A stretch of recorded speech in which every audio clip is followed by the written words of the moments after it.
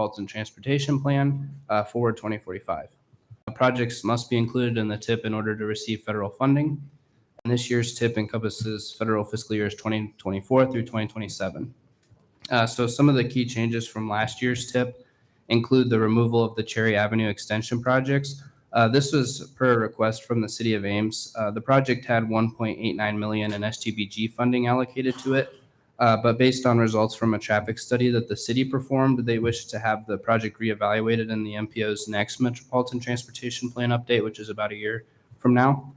So in the meantime, they feel the most effective use of those STBG funds would be to utilize them on the Highland Avenue Pavement Improvements Project instead. So that leads me into kind of the three new projects that were added into the TIP. These were based off received funding applications from our member agencies. The first is that Highland Avenue project that I was just talking about. It's for pavement improvements from Lincoln Way to Ontario Street. It's for that $1.89 million in STBG funding, and it would have access to those funds in fiscal year 2024. The second project was the East Lincoln Way Pavements Improvement Project, sponsored by City of Ames. This would be from Duff Avenue to the South Skunk River Bridge. This is for $2.4 million in STBG funding in fiscal year 2027. And then the final project that we received an application for is a bus replacement for Cyride, and that was a request for $225,000 in STBG funding in fiscal year 2027. So those are kind of the highlights that I had to present. I'd be happy to take any questions from the committee on the program. Thank you. Any questions? All right. I would entertain a motion approving the draft FFY 2024-2027 Transportation Improvement Program and setting July 11th, 2023 as date of public hearing.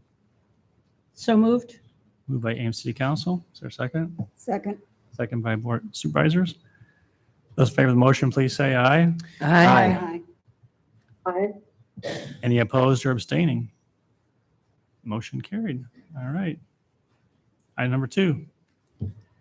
Yeah, so this is the Transportation Planning Work Program. There were not any major changes from the draft that was brought to the committee in the March meeting, so I don't really have anything new to add for the final version. All right. I will open the public hearing on the FY 2024 Transportation Planning Work Program. Is there anyone who wishes to address the Transportation Policy Committee on this item tonight? Seeing none, we'll close the public hearing and entertain a motion on resolution approving the final FY 2024 Transportation Planning Work Program. So moved. Ames City Council, thank you. Is there a second? Second. All right, Supervisor. Those in favor of the motion say aye. Aye. Any opposed or abstaining? Motion carried. Thank you. Policy Committee comments. Ames City Council? Anything? Mayor Pop? Not tonight. Supervisor Zinnel? No. No. Gian, any comments tonight? No. All right, very good. Hearing none, entertain a motion to adjourn. So moved. Is there a second? Second. All right, those in favor say aye. Aye. All right, we are adjourned. Thank you. I got this.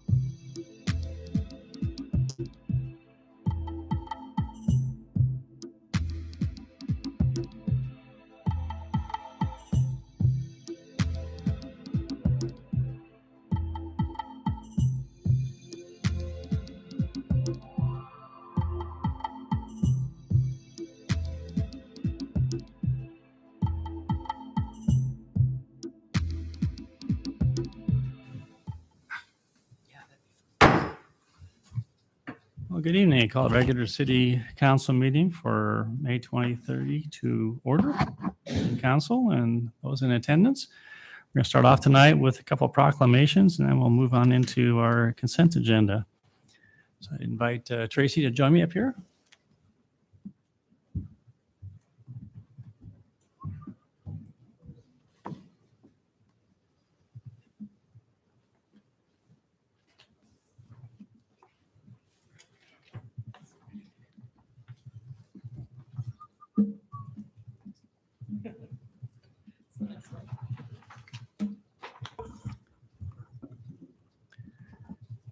All right, the first one is National Public Works Week, connecting the world through public works. Whereas public works professionals focus on infrastructure, facilities, and services that are of vital importance to sustainable and resilient communities, supporting public health, high quality of life, and well-being of the people of Ames.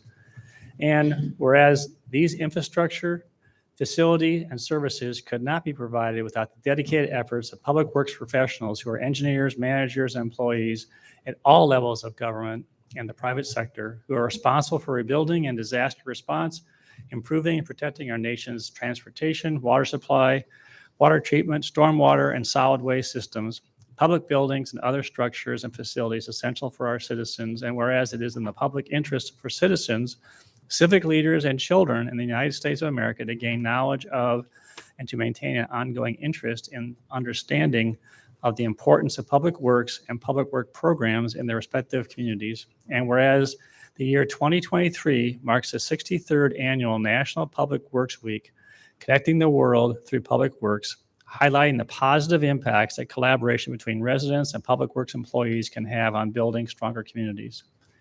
Therefore, I, John A. Haley, Mayor of the City of Ames, Iowa, do hereby proclaim the week of May 21st through 27th, 2023 as National Public Works Week.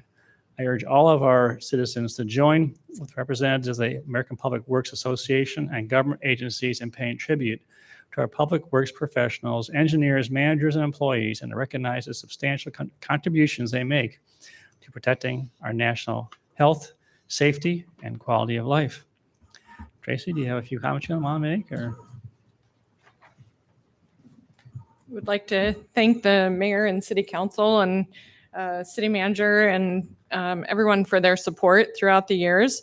We have a very busy construction season this year, but what we also forget with being in construction season is our winter maintenance crews being out in icy conditions to make it safe for all the rest of us to be out there, or the people in the water main trenches when water main breaks in the middle of the night and it's below 0 degrees. And we also are fortunate with Ames to have the resource recovery plant. And so it makes it a wide range of services that we do provide, and really appreciate everybody as we are right there with emergency responders in those emergencies as well. So thank you. Yes. We have Liz Calhoun, our stormwater resource analyst, and Cesar Cintron, one of our civil engineers. And I'm Tracy Peterson, municipal engineer. So thank you, Mayor.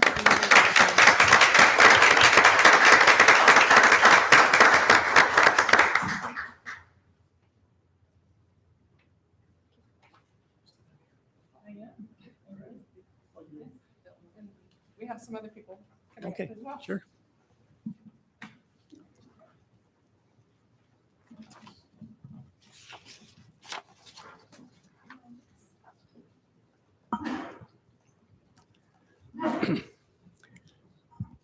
Ames Pollinator Week. Whereas pollinator species such as birds, bees, butterflies, moths, and other insects are essential partners in producing much of our food supply, and whereas pollinator species provide significant environmental benefits that are necessary for maintaining healthy, biodiverse ecosystems, and whereas pollination plays a vital role in the health of our nation's forests, wetlands, and grasslands, which provide forage, fish and wildlife, timber, water, mineral resources, and recreational opportunities, as well as enhanced economic development opportunities for communities. And whereas members of the Community Task Force led by Prairie Rivers of Iowa and Ames Public Works are releasing the City of Ames pollinator-friendly 10-year community plan with goals and strategies for being a leader in developing and sustaining pollinator habitat that will enrich the quality of life for the human and biological communities of Ames. And whereas the City of Ames Smart Watersheds Program includes cost share rebates for native landscaping, native trees, rain barrels, composters, rain gardens, and soil quality restoration to encourage these actions by residents and businesses. Therefore, I, John A. Haliff, Mayor of the City of Ames, Iowa, do hereby proclaim the week of June 19th to 25th, 2023 as Ames Pollinator Week. I urge every resident to keep learning about the important role pollinators play and identifying how you can make a difference even in your own yard. And I'll introduce Tracy or invite Tracy to share some more things and introduce our guest too. Yes. Thank you.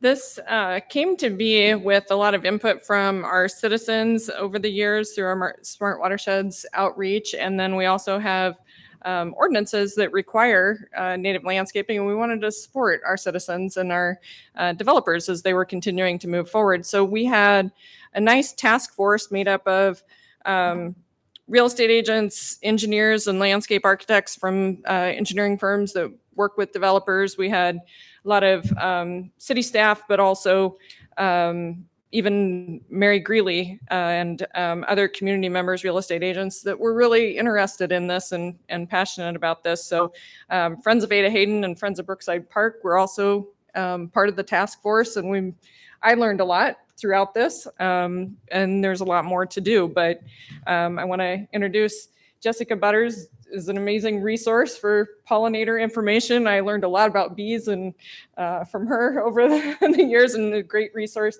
in joining the Prairie Rivers of Iowa team recently. And so Penny has been a leader in leading us through these series of meetings and really having a vision to see where we were going. And Angie Coles with WHKS is involved a lot with natives on a personal level and in a professional level. So she was able to bring a lot of that perspective as well to the team. And Liz Calhoun, our stormwater resource analyst, works day and night. It seems like always having conversations with our either our development reviews with stormwater management or the stormwater outreach. And so we had a great team and learned a lot, and look forward to really implementing a lot in the community.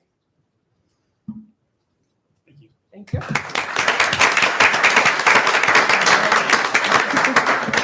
Right?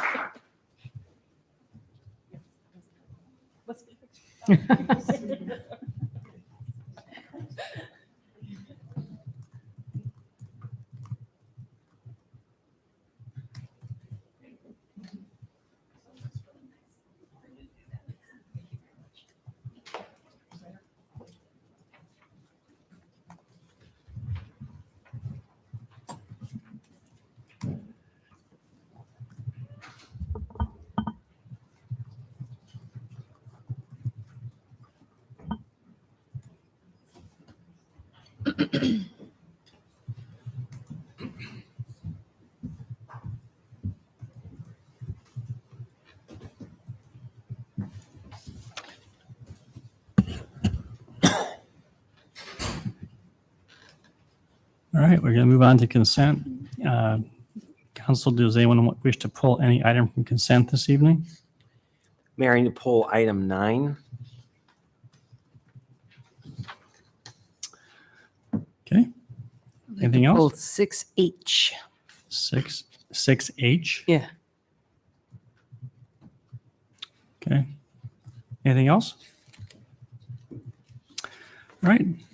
I would entertain a motion to approve consent less item 6H and number 9. So moved. Second. Thank you. Roll call. Aye. Aye. Aye. Aye. Aye. Aye. Rowling, comment on item 6H. It's Wheatsfield related, so a conflict. Conflict of interest? Yeah. Right. Very good. Move approval. Second. Okay. Roll call. Aye. Aye. Aye. Aye. Aye. Oh, Or I mean, abstain. That's what I meant. conflict of interest. That's what I meant. Abstain. Abstaining. There you go. Autopilot. Aye. All right. And item number 9, Tim. So I also have a conflict. I chair the Ames Patriotic Council, but it's also an opportunity for me to share with people. We have a phenomenal event coming up on Memorial Day. Honestly, this has become one of my favorite events of the year. Our country is more polarized now than it's ever been since the Civil War. And on Memorial Day, we are all citizens. We're all wearing the same jersey. And it's an outstanding program. This year we have retired Lieutenant Colonel Dan Runyon, who will be our speaker. So the parade starts at 10:30 from City Hall. The program will begin at 11 o'clock at the Ames Municipal Auditorium. Encourage everyone to attend. Auditorium or at the cemetery? Or did I say? Oh, thank you. So I'm thinking about that because if there is a rain date, the program will be held in the city auditorium, but the program, weather permitting, will be at the Ames Municipal Cemetery. And we put up 600 to 700 flags. The scouts arrive at 7 o'clock in the morning, and it's quite a breathtaking display. Every flag is a veteran, represents a veteran whose the flag was donated by that family. And so it's really a stunning sight to see. So encourage the entire community to come out for that. And if it's raining, then we'll have no parade and we'll meet at 11 o'clock in the auditorium. That's correct. Sorry for the confusion. No problem. All right. Entertain a motion to approve. So moved. Second. I moved by Brown and second by Gloria. Roll call, please. Aye. Aye. Aye. Aye. Abstain, conflict. Thank you. All right, move on to public forum. This is a time we set aside for members of the public to address city council on items that are not on the agenda. And I would ask people to limit their comments to 3 minutes or less if they could. Is there anyone that wants to address council under public forum tonight? I think, Grant, you wanted on number 38, right? I will make sure that call you on number 38. You bet. All right, seeing none, we'll close public forum and we'll move on to item number 31, Ames Economic Development Commission presentation of annual report. Dan?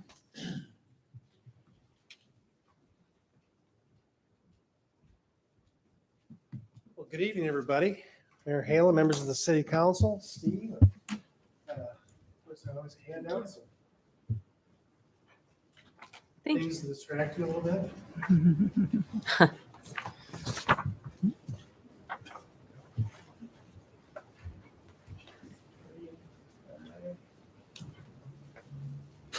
Thank you. Thank you. Thanks. Anything else you're welcome to these? Well, I thought a lot about how I'd start this off, and I'll start it off the way I've started it off the last several years. I've been here a long time, and I think I continue to stay because I must do a reasonably good job, and I happen to like it here a whole lot. I would tell you, though, that there's never been a better time than right now to be in Ames, Iowa. And I say that, and I've said that for a number of years, but I still firmly believe that. There is so much momentum in this community, and in spite of what we might see on the national news about the economy and recession and things like that, that doesn't mean that we don't have businesses here in our community that aren't talking about that or have some level of concern about things of that nature on the global scale or on the national scale. They might be saving a little more money right now than they maybe did a year ago, things like that. But generally speaking, our business community is bullish on this community. And as a result, we continue to see good things happening. Probably the highlight for the Ames Economic Development Commission was the Wiffles announcement of they call it their Western headquarters for their company that's based in Western Illinois. And what was exciting about that project it was the first project in Prairie View Industrial Center. And there's been a lot of conversation about Prairie View Industrial Center for a long time. We talked about it as an organization. We finally got it here to this chamber. You've been supportive of it throughout the process. And so it was gratifying to see that project move forward. In fact, if you drove out there today, you'd see a considerable amount of dirt moving. They're preparing the pad for their first building, first of probably 10 facilities that will be built out there. They'll have an entire campus out there over a period of time. And so Prairie View Industrial Center continues to be a really good investment from our standpoint, but it's validated when someone like Wiffles, a family-owned company, comes in and says, we're going to plant a stake in the ground here in Ames, Iowa. I'd also tell you that corridor, that area continues to generate significant activity. Ironically enough, yesterday, a company that we were a finalist for announced they're going to Oklahoma. And while that's frustrating and disappointing, I also find it highly encouraging because we went from 110 communities or 110 sites late last summer, early fall, down to 10 sites, down to 4 sites. They did site visits in October. They spent 2 days here. They loved this place. And then it got down to 2 locations, Ames, Iowa, and a place near Tulsa, Oklahoma. And it really came down to 3 things that eliminated us from that process. The cost of power in Iowa tends to be more than the cost of power in Oklahoma. And we knew that going into it. We thought we could overcome that, but the numbers were too great. Secondly, they were a very large water user. And we understand clearly that water is a priority for the city of Ames. And so we looked at an alternative way to source water through wells. We had some studies conducted by some engineers. They conducted that, yes, you could pull water out of the ground. But at the end of the day, I think that was just another onerous step for the company to go through had they elected to come here. And then finally, I think this is worth noting because, I think there's other people besides the folks I'm talking to tonight that might hear this. There was a very key piece of legislation that was going through the legislature called the mega site legislation. And what that did was allowed for companies that spent at least $1 billion, and this project was closer to $2 billion, with a considerable number of jobs. This project was close to 2,000 jobs and 4 million square feet of manufacturing space. It hit all the parameters for that piece of legislation that would have outlined additional financial assistance from the state for them to locate here. It passed the Senate, and when it got to the House, it died because it wasn't brought to the whole House floor for a vote on the last day of the legislative session. Was that the one thing that killed the project? No. There was a number of things, but it was certainly a contributing factor. And so I share that because there's so many things that go into the economic development process. Right community, right site, right soil conditions on the site, size, et cetera, et cetera. The list is long and arduous. But that is the second time in 12 months we've been a finalist for a very large capital intense project with meaningful employment opportunities in Prairie View Industrial Center. And so I would argue that anybody that thinks that maybe wasn't a good investment for the city or for Alliant Energy or for the Federal Economic Development Administration, it's been a fantastic investment. And the good news is that I believe firmly it's a matter of time before we're back talking to you about a project that has chosen us for Prairie View Industrial Center, in addition to Whiffles. Of course, in your flyer there, you'll see some information on Pivot Bio, a company that we recruited out of the Silicon Valley and started out as a small suite at the research park. They've got their own building under construction right now. That's really exciting. Danfoss continues to expand. If you drove out there tonight, you'd see steel going up on the south end of their building for their there's a development center, something development center. I apologize, I just lost the name of that, but that's an important piece for their R&D and working with their customers. Ag Leader continues to expand. They're doing very well in terms of their employment is back to full strength after COVID, and they're looking at bricks and mortar expansion, which is really good as well. Most economic development organizations will tell you they hang their hat on existing industry expansions. The vast majority of our jobs that are created in our community will come from the people that are already here. So consequently, we spend a lot of time and energy on that. But at the same time, we will chase that company that's looking for a location as well. And we picked up a couple leads this week from the state we're encouraged by. And of course, BirdX, you may or may not have heard of BirdX. They're a trailer manufacturer that went into the former Kremley facility on Highway 30. And what we loved about that project was it's a reuse of an existing building. It's suiting them well. And it's exciting because that is their beachhead for the United States is here in Ames, Iowa. Business retention and expansion, I just mentioned that a little bit. We did 100 calls last year. We'll do those again this year. Again, those are important because most of our job growth is going to come from the people that are here. And so we're pretty bullish on making sure that our companies understand where they stand with us, but also with you as we work on your behalf, on behalf of the Ames community. I would also wrap up here by saying there's some other things in there. There's our DC trip. There's the intercity leadership visit. There's the symposium on building inclusive organizations.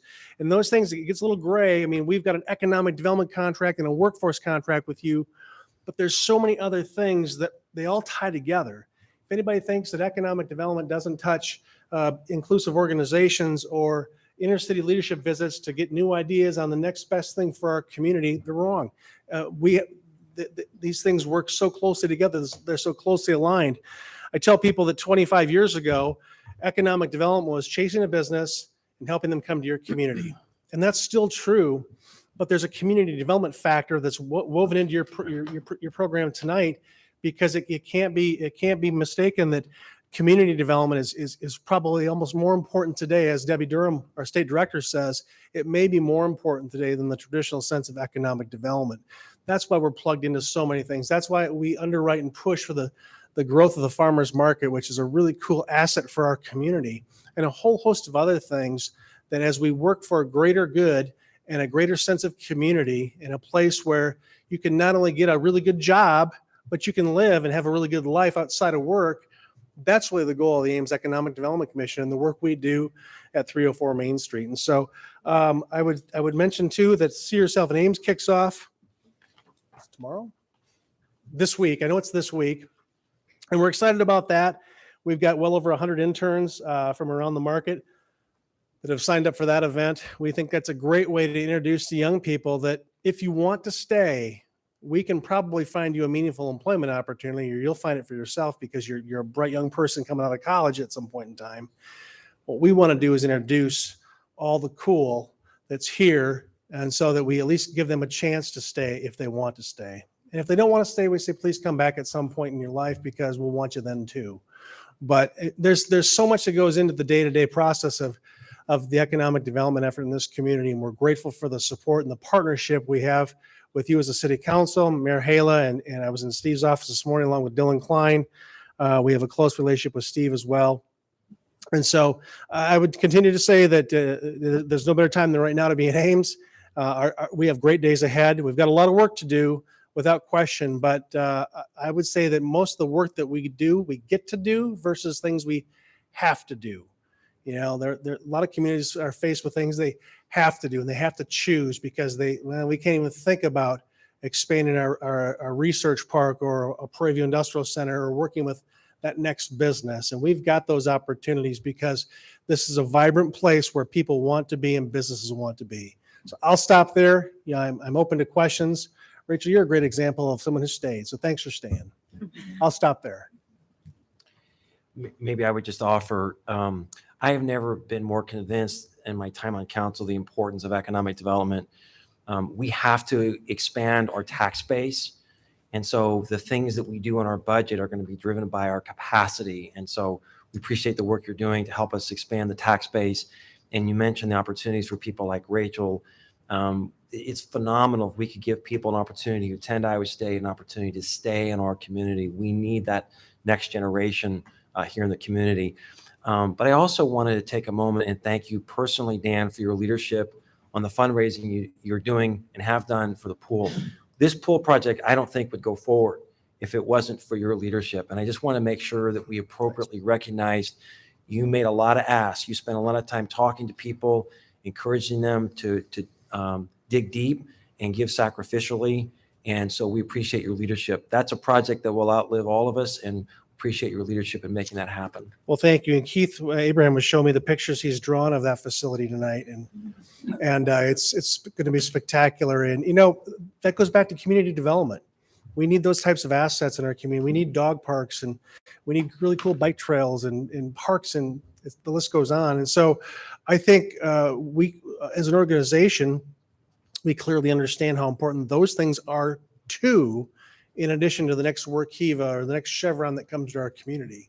Those community assets, those livability assets. In fact, was it today there was a ranking that came out, we were in the top 5 places to get a job and stay after graduating from the university that's in that community. We were number 3. I think it was possibly flipped. We were probably number 1. But for whatever reason, we were in the top 5, so we're top 3 actually. We were number 3. So my point is that there's a lot of good things going on here, but it's important in what you folks have done with supporting that aquatic center and the walking track potentially. Those things matter. And I think you folks know that.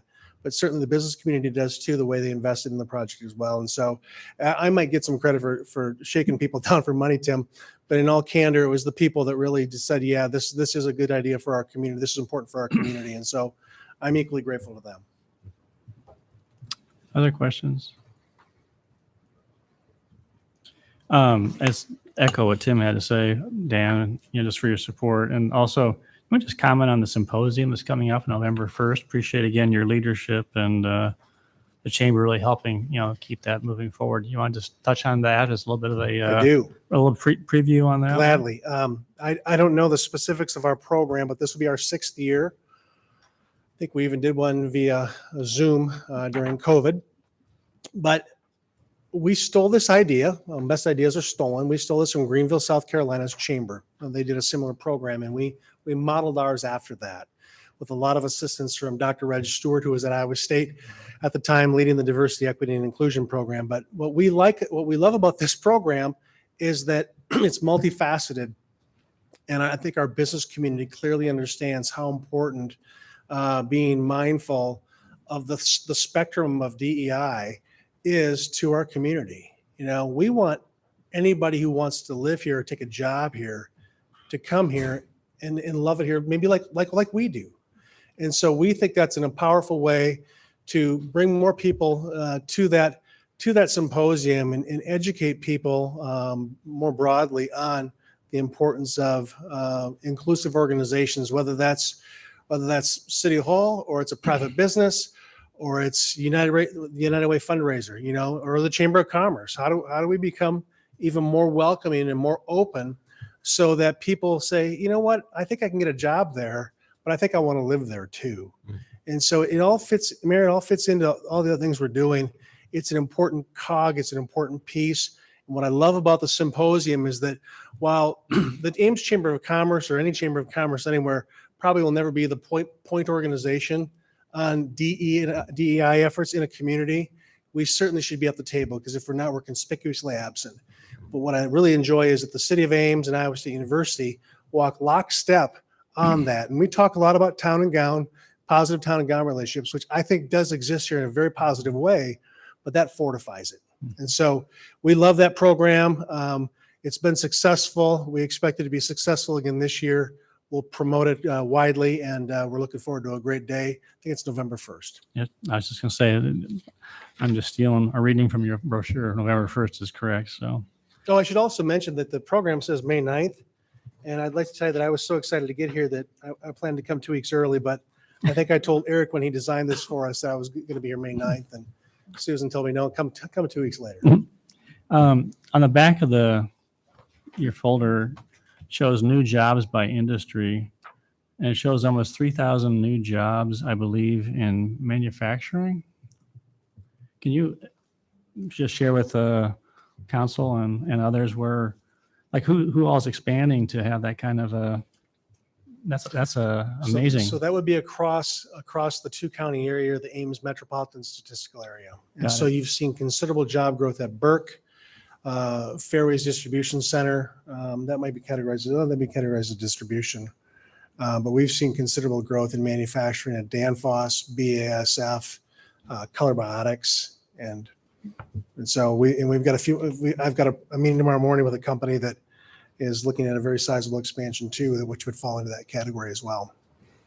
So our overall job numbers, and please don't ask me to quote those tonight, but our overall employment in our market is above what it was pre-COVID, just above. Mhm. And we lagged for a while, like every community did. I think our latest unemployment rate for Story County was 2%, but I think as an MSA it was around 1.9, and that's back to where we were pre-COVID. We still believe there's people that are not in the workforce that if we can get them the proper skills, we can get them back into the workforce. We also think we're in a time where industries, in particular, a number of our companies are willing to take people for 2 or 3 hours a day and say, now the employer makes the terms a little bit. The employee makes the terms, says I can only work 3 hours a day. A lot of our companies say you're hired, and we'll work around that. And I think we'll see more of that. I think we've also got an opportunity, and I don't know how to solve it yet, but I think we've got a lot of young people that live in our community, either as K through 12 students, probably less on the K side, but also the college student population that are not in the workforce. And again, how do we put those opportunities in front of young people and say, you don't have to commit to working 25 hours a week if you're a full-time student in Iowa State, right? Well, what if you could work 8 hours a week, 2 hours, 4 times a day? A lot of our service businesses would take that. And again, a lot of those employment opportunities create character. You're looking at the overnight manager of the Quick Trip in downtown St. Charles, Minnesota, for about 4 months before I got married and moved back to Iowa. It was one of the best jobs I ever had. I told my dad I was gonna take my time and think about what I was gonna do with my degree, and he said, "Well, you can do that while you're working the overnight at Quick Trip downtown." And so that's what I did. Last thing I was mentioning, I appreciate your comment on the importance of community development and Debbie Durham. And I'm just wondering, in your opinion, in your conversations, does the Iowa legislature get that? Because the point Come is on, that I'm going to start. I'll be harping on this because the point you and I have talked about this, and we both are totally in agreement. I'm just saying is that it takes funds in order to staff and build these things. And I know that Debbie Durham has been a phenomenal supporter of Ames, and she's a big. She wants to invest in downtown because that ripples through in the community. So Sure does. I would just look forward to a partnership and conversation, next year, because I think that I would agree. People they have choices where to move. And the point is that they want amenities. So anyway, that wasn't a setup or a trap. It's just more or less, Well, just to drive my point home is that I think we're on the same page. It's just, I'm just not sure that the legislatures. I would understand respond to that. I think we need a holistic approach. Yeah. We can be mindful of government spending, but we also have to understand the government needs to invest in itself too. Yeah. And we tried to convey that throughout the legislative session. We'll continue to do that. There are bad actors in business, there are bad actors in government, but it's hard to find one here in central Iowa that's a bad actor in government. And so we're mindful of that, whether it's here in this council chamber or over at the Story County Board of Supervisors or over in the city of Boone. Right. We've got mindful and judicious elected leaders and also hired leaders to lead organizations and lead communities. Yeah. And, the only way we're going to continue to, I guess, to your point, the only way we're going to continue to have livable communities, vibrant communities where the lawn is mowed and the parks are fresh and there's new playground equipment and the list goes on, is by striking a balance with a holistic approach Right. to community and economic development. Yeah. And I know you believe that, and I do. we just need to work together to reinforce, that with those that have can affect our income. All right. Very good. Thank you very folks. much. Appreciate your report, Dan. All right, move on to item number 32, staff report on selling alcoholic beverages during events at the Ames City Auditorium. Hey, good evening, Mayor and City Council members. So in the staff report, we highlighted a lot of things. I'm not going to go through in great detail all the information that was listed there, but we're always looking for new ways to increase programming, reduce tax subsidies, and kind of ties in with what you just mentioned, Mayor, in the coming years. One of the other things, we're also, very customer driven. It's one of our city values, and we listen to our customers. And one of the things that we've been hearing at the Ames City Auditorium is, why don't you just sell alcohol? We can get it at Stevens Auditorium. We can get it at other places when we go see a show, see a concert. So it's something that we've been talking about. We did have a conversation with the Parks and Recreation Commission about it at their April meeting, and they were in favor of pursuing this opportunity. So those are some things, and one of the other things that with the auditorium is we're going to be losing the Hope Church in the next 3 to 5 years, and we're looking how can we get other activities in the auditorium. And there are promoters out there that bring in bigger name acts. And one of the things that we hear from them as well is you don't allow alcohol, you don't sell alcohol. We really want to, when we bring acts in, the people generally want to have maybe a beer or a glass of wine or something. So that just gives you a little bit of background. Types of events, and again, there's information in the staff report. But really what we're looking at is that we would, if we were to pursue this, we would sell alcohol at most events. There are things that we wouldn't if there was like a story theater, that basically is for children audiences, children actors and so on. We would not sell alcohol at an event like that. If there are underage events, there's a number of ISU rentals that we have and events that go on at the auditorium. That would be another one where, we wouldn't sell alcohol, maybe church related or religious related events. But other than that, most other events we would sell. There would be an opportunity for a group to opt out if they wanted to, if there was something about it that they really didn't want to have alcohol served. So in there we go through the number of events, what types of events, what the attendance is, and so on. Really, with that table, 256 right now is our average attendance, per event. Looking at about 35 events. So when we're looking at options for selling alcohol, we really looked at 3 options. One, we could have a vendor do it, contract with a vendor. And there are some other communities that do that. We could sell it. The city staff could sell it, have the liquor license and so on. Or we could just choose to continue doing what we're doing and not sell alcohol. Those were the 3 options. So with the contracted vendor, right now when vendors, sell in the park system or so on, we require a minimum of 10%. With this, and if council says yes, pursue this, we'll put policy together. And one of the things that we're looking at with this is could we, and not could we should look at what is that percentage. We do other partnerships for programming where sometimes we might get 20, 30, or 40% of the revenue based on what the program is, how much we're doing, how much the vendor is doing, and so on. So that'd be one of the things. There are pros and cons listed here as well. And really with the contracted vendor, I think I've really tried to sum it up, is it reduces the risk to the city. The vendor gets the liquor license, they got the dram shop experience or insurance, they're doing the inventory.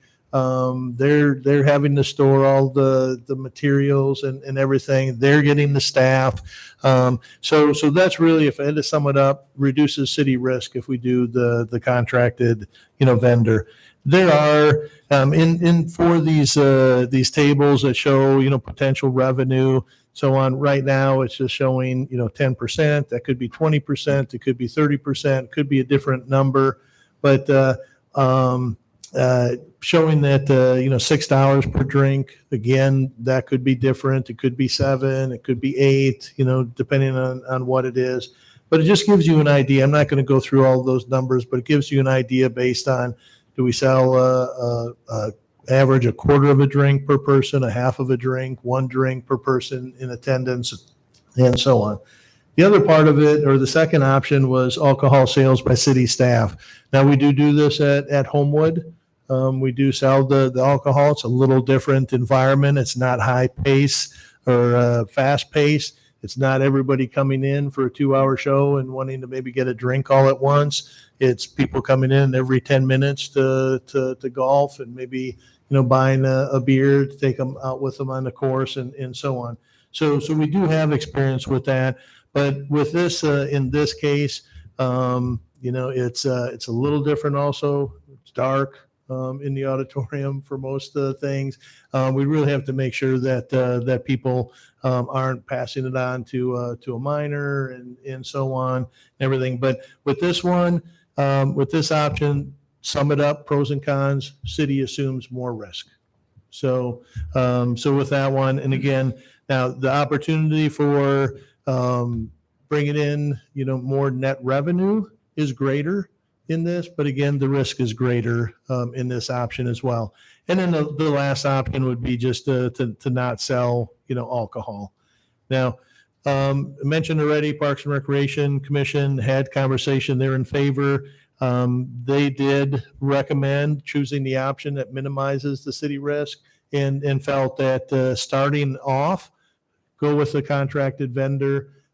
Staff, Craig Kaufman, Auditorium, Bandshell, and Community Center Manager. He has had contact with conversation with a couple of vendors who are interested in doing this. We would do, a request for proposals and send that out, and hopefully would get, vendors to do this. But they were good with it. As far as, staff comments, anything that we do, we start it, we do it, we evaluate it, and then we say, hey, yes, it's worth it. Let's continue it, or let's make some changes. Let's try it. Maybe in the future it's going well. Staffing is a big concern right now. If we were to sell, the alcohol, just to find extra staff to do it would be difficult. So we're really more in the well, our thought would be, do it, but start out with a contracted vendor. So what we're looking for from council tonight is, what's council's feeling? Should we sell alcohol or not at the Ames City Auditorium? Is there any feelings one way or the other, contracted vendor or city sells the alcohol? And then the last one is what we laid out for types of events. Does city council feel that there should be more added to the no alcohol list, or do we just do it for everybody? So that's what we're looking at as far as direction. So comments. We can take one at a time. Sell or not sell? So.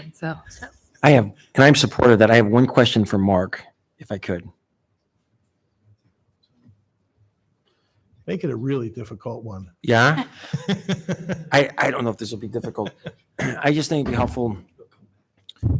So the dram shop insurance is important because it protects in the event that the server sold more than they should have to someone who was intoxicated and there was potentially a loss of life. That's where that dram shop kicks in. Right. But if that plaintiff is certainly going to bring an action against this vendor, but they will also bring an action against the city as well. Do you feel like the city would have any additional exposure in that situation? Our due diligence to select the vendor or to supervise the vendor that could somehow create an opportunity for the plaintiff to bring an action against the city? Well, it's always possible. And it depends on the circumstances, right? So, but generally, I don't think we'd have a lot of liability there. Bill Walton probably knows a lot more about this than I do, but we could see about getting some sort of dram shop insurance on our own, for example. But I think, just in terms of your question, whether we could be held liable, I think if we're contracting with someone and they're selling it, I think they're going to be liable. We would probably get dismissed out of that lawsuit if they also named us as a defendant. So generally, it might be circumstances where a judge would say, no, you're going to stay in the lawsuit. But I would think most of the time we would probably get dismissed out of that lawsuit because we've put that responsibility onto the vendor that's running the little bar selling the booze. Right. So my only suggestion, I don't think we need a motion to this effect, but I would love to have you and Bill also be involved in the process of developing the RFP, just to help us think through make sure that we're doing our due diligence in this area. I just want to be intentional on this, just because I am assuming a plaintiff would if there was a claim that exceeded the dram shop, we'd be looking for other sources Right. of. So I'd Yeah. just love to have your involvement in that. Okay, sure. Yeah, thanks. Yeah, and just with that, with any time we do these things, we've already had conversation with Bill Walton on some of this, get some direction. Anytime we would do something like this, it would go through legal. Yeah. Because we'd want to develop the policy before we send out, the RFP. Right. So they'll be involved with it. Yeah, thanks for your thoughtfulness and all this, Keith. Yep. Any other questions? Yeah, I've got a couple. When we say that we've identified events that, well, I guess we've identified events we don't think we should sell at. So let's assume that all other events are fair game. Does the person or organization that is sponsoring the event have the ability to say, we don't want alcohol service at this event? Yes, like I mentioned earlier, there would be an option for event organizers to opt out of this. So some of the ones that we've listed, they've already asked. Even the Central Iowa Symphony has asked, well, why don't you sell activity or sell alcohol? But it is something that we would give them the option to opt out. And when it comes to putting out an RFP and selecting a vendor, is there the potential that we would identify several different vendors if we've got a number of events identified over the year, or would it just be one that we contract with? Yeah, in the conversation that Craig has had with several vendors, I think they were more interested in, if they were going to do it, that they would do all the events. I think it makes it, they know it. And I think from our perspective, if they're paying the dram shop insurance, they're paying, getting the license and everything, the more events they can do, they can spread some of that cost out.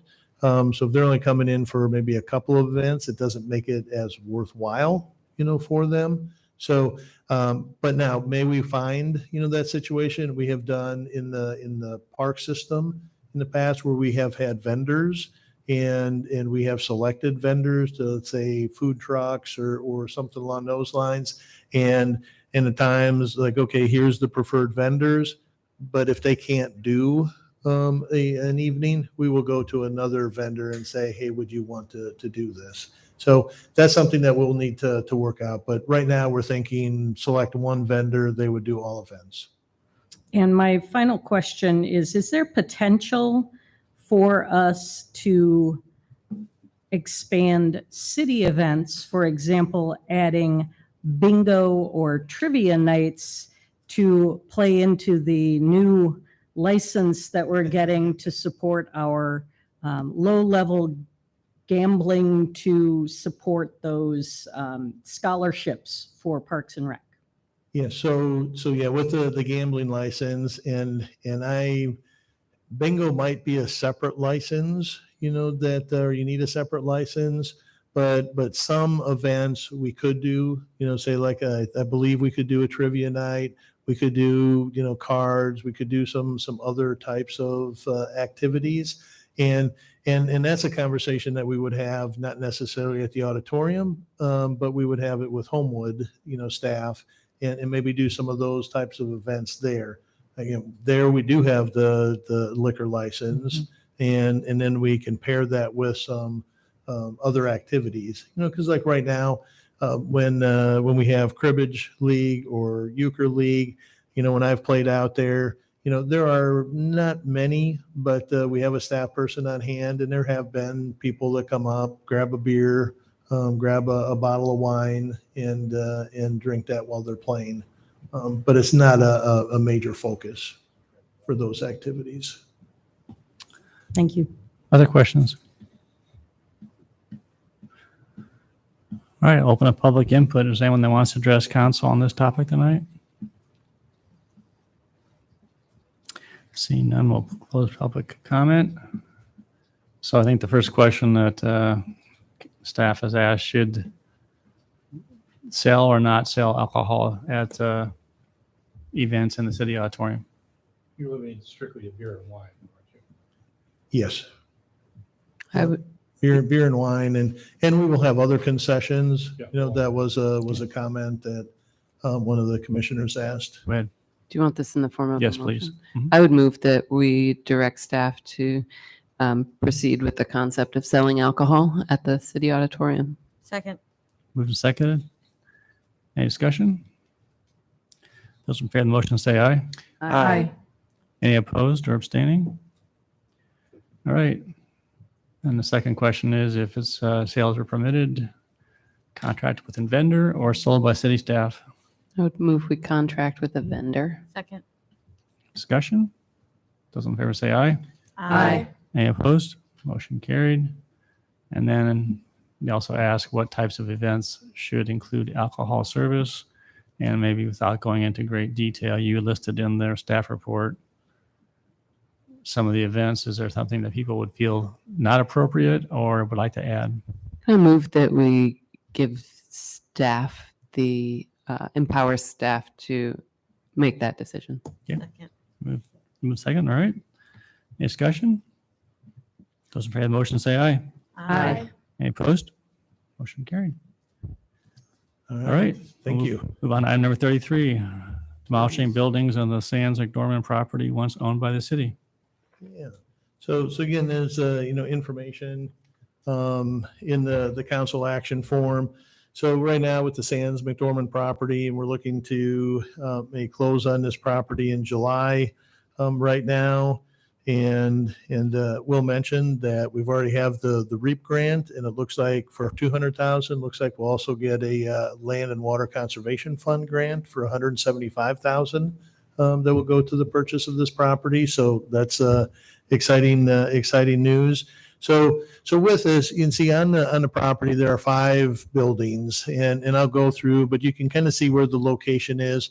At the top of the picture is Ontario. To the left of the picture, a couple or property over would be County Line Road. But you can see number 1 is the house, 2 is a detached garage, 3 is the milk house, 4 is the barn, and then 5 is like a smaller barn or a corn crib with it. So the question comes is what's going to happen to these buildings when we purchase the property. So with the first one, with the house, if with that, so we did go out with the owners, Joshua Thompson, our Parks and Facility Supervisor, Scott McCambridge, with inspections, and me. We went out, we looked at them, and Scott kind of wrote up just an overview of things. So with the house, it's in okay shape for the age. It's small. There are a number of things in the basement. Actually, there's a part of the basement has block walls. Part of the basement actually is dug out. So it's just dirt walls and so on. But as we were looking through these, we not only wanted to look at the condition of the buildings, we also want to look at the functionality and the location. So those are kind of the 3 components that we looked at. So the condition of the buildings vary, with each of the buildings. The location with all of them, what expressed in the council action form was that with the site itself, the flat part that's more conducive to recreational amenities is on the south end of this property. These buildings are all on the north end with the creek in between. So we will do trails hopefully at some point and things, and we develop it. But as far as location, we feel if there is going to be any buildings on this site, they should be closer to the recreational amenities. The area up there, that's on the south end. If we're going to do mowing, that's where it would be. If we want to store a mower, that's where we'd want to store it. If there were other equipment that we wanted to store, it would want to be close to those amenities. So with the house, there are some structural, we would need accessible entrance, bathrooms, accessible bathrooms, parking, perhaps some structural reinforcement. But again, with the way it is, we don't know what those costs would be. And again, we just do not see using this, for any purpose. The garage, which is the next picture, foundation and roof are average shape. Roof should be replaced, some tuck pointing, some brickwork, just, some overall maintenance, would need to be done. This could be used for storage, but again, the location of it is not conducive to what we feel would be useful. The Milk House, which is the next building, and this is actually a 2-story building. So the picture on the left is that entrance is facing north. So when you come from the homestead, you can go to that part of it, and then you can go down, and there's access on the lower section. Here there's some roof joists that need to be replaced. Roof needs to be replaced. Tuck pointing, windows, probably doors, door frames. A number of things would need to be done. The one thing, could this be used for storage? Yes. The one thing for us is that there's a door on the lower level. There's a walk-in door on the upper level. It really limits what we can store in that. We can't put a mower in there. We can't put maybe some larger equipment in there. And again, the space isn't all that big. And I don't know exactly what the dimensions are. The large barn, structurally unsafe. There is some neat timbers. Barnwood is highly sought after. Some of the support beams in this building, I think, would be really desirable for some people. So would we use it for anything? No. It would take a lot of work. In fact, when we were looking to purchase this back in 2012 or 13, to restore it at that time would have cost hundreds of thousands of dollars to do that. And council at that time did not want to do it, and so on. So, but we do think that we could get somebody that would be interested in salvaging the barnwood, and we could find a buyer for that. And then with the last one, with the small kind of corn crib, here the foundation, is below average. There's rotting wood members. But again, there may be some value in the lumber. So with all that, again, when we look at the condition of the buildings, the location, the functionality, we have different alternatives, but the recommendation is alternative 1, which is once the purchase of the property is complete, direct staff to solicit buyers for the barnwood.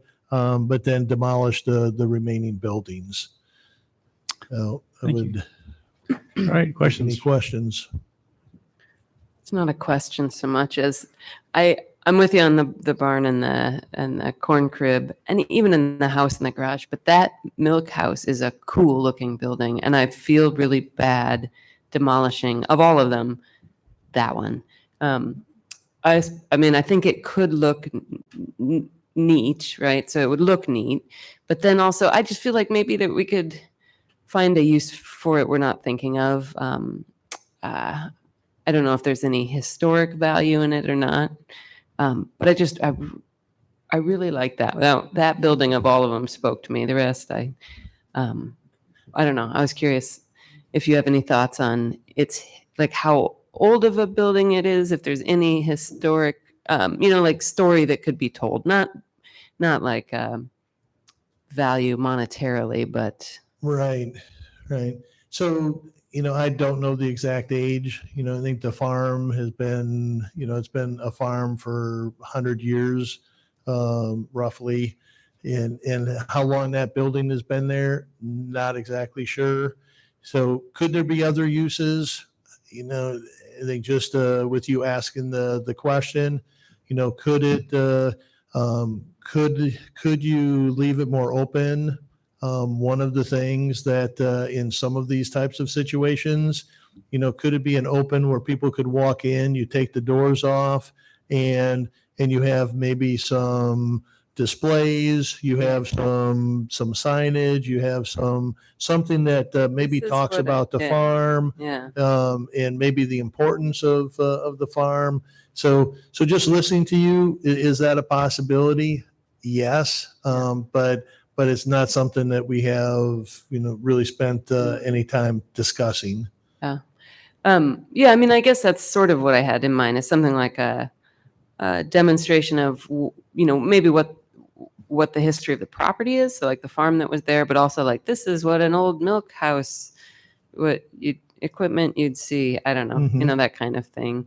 And I just wonder if we could wait before we demolish it, or what's the time frame, I guess, there. And if we could just think in the meantime, right, of, Yeah. Yeah, so we wouldn't do anything until we purchase the property, and then what we would need to do is we obviously want to, once we purchase the property, we want to make sure that things are safe. So we'd probably take on the barn and you know, the corn crib or the small barn. We'd want to see if there was somebody that wanted to dismantle that, and again solicit buyers for that, so we could make it safe. One of the things with the other buildings, you know, if you have them there, they're vacant, you know, that's always a concern because people will start, you know, finding their way into them and so on. So we'd want to try to take them down as quickly as possible. Could it be August? Could it be September? Don't know. Could it be our staff? Could it be we hire a contractor to do it? I think one of the things in some of these buildings, we'd want to try to, like the brick, you know, we could see if we could recycle it. You know, some of the concrete, we would, you know, take the public works. They could grind it, use it for sub-base on some of their projects. Try to keep as much of it out of landfills as possible. We did that with the bathhouse at Carr Park, where there, I think the roof and some of the wood members were the only thing that went to the landfill. Everything else got recycled. Mhm. So we would have some time, you know, could get with staff and maybe get with the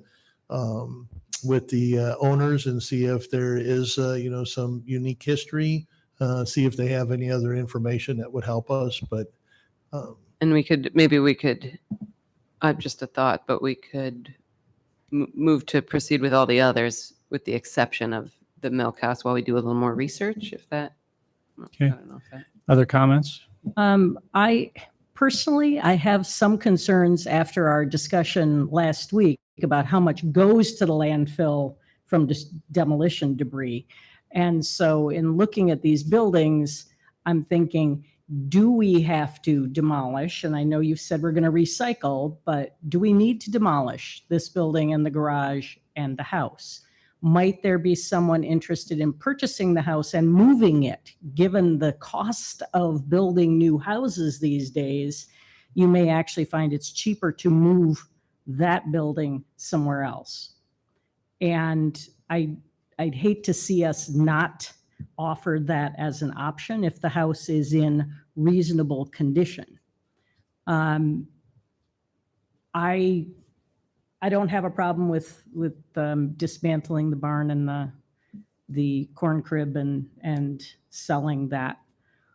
But I would love to see us think creatively about the other three buildings, simply because we're trying to be more sustainable and reduce the amount of materials that are being wasted in some way. Are these made of brick or is that tile? These, Well, this or the garage? well, I guess I would call them brick, but they may not be a solid brick. It may be, and so I'm not exactly sure what you're saying with There's, tile. There is some hollowness to them. yeah, there's a Yeah. tile that was used extensively in construction. You might think of it almost as sewer tile. It's a rather rigid material. It's hollow, and it was pretty common in the 1920s in this area. And it Yeah. also happens to be a lot less durable than brick. Right. And so sometimes you have to make a decision about what to do with the structure based on whether or not you can actually modify it effectively. Brick is a lot more forgiving than that tile material is. So, Any other questions from Gloria? No. I just wondered if these buildings, I'm just trying to get a sense of the potential value, how to weigh that. If they were where you are thinking that you do want to have some buildings, would then it be worth reconstructing any of these if they were in the right location? Or would there still be a discussion that you would think that they wouldn't be usable, just given the cost of demolition plus everything is coming in over budget when we try to build. So just trying to think about if they were in the right place, what would that look like? So I can get some sense of the cost. Yeah, so the only one when we've talked with staff, if the garage was in the right location, maybe we would use it for some period of time. But we'd also have to take a look to see what are the costs. See, that's one of the things that we don't know, is we don't know what the costs are to put a new roof on, to do some tuck pointing, to bring it up, maybe add new doors, to make sure that it's safe and weather tight. So that's the only one that we thought of, but even some of our equipment may not be able to get in there because the garage doors aren't high enough. So those are some things. So I think what I'm maybe hearing a little bit, maybe there's some alternative one. Gloria, I think you may be leaning a little bit more towards alternative two, which is find buyers for the for the barn, find buyers for the remaining buildings with the understanding that unsold buildings will be demolished. And again, we can, see when we talk to people, we could maybe sell doors, we could maybe sell windows, there might be some components that people may want and repurpose some of the components as well.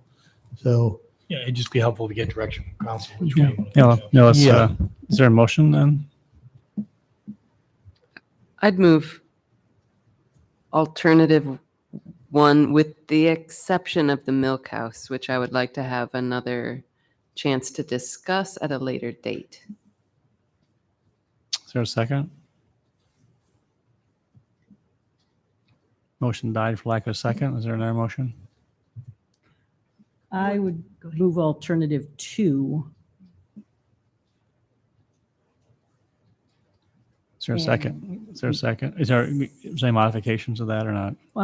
Well, I was understanding that it's not just the barn wood, but it's also the wood from the corn crib that might be sold. And So if no one bought the materials from the milk house will be demolished. oh yeah, I see. We don't want that. I guess I'm withdrawing my motion. Okay. Option 3.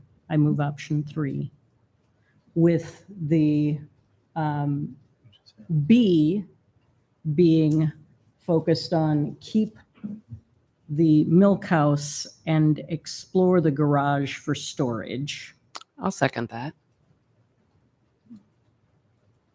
If we did option 3, would you want to just have C as is, demolish the remaining buildings, or do more of what it says on 2B, solicit buyers for any of the other ones?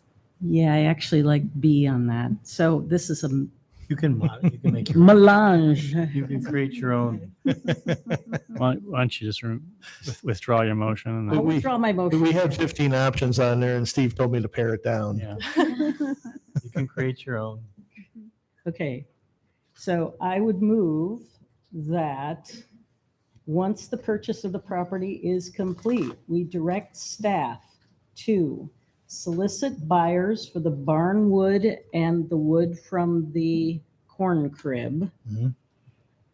and solicit buyers for the house with the understanding that if it is unsold, it will be demolished.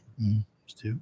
And that we explore the potential to use the garage and the milk house for storage Or or other functions. I'll Okay. second that. All right. Any discussion? So, Keith, that the term exploration, this would be, you'd get some bids on what it would take to rehab these and then come back to council, and then we would think through cost benefit. We could do that, yes. All right. Yeah, because we would need to see how much we have to spend to bring them up to whatever we would use them for.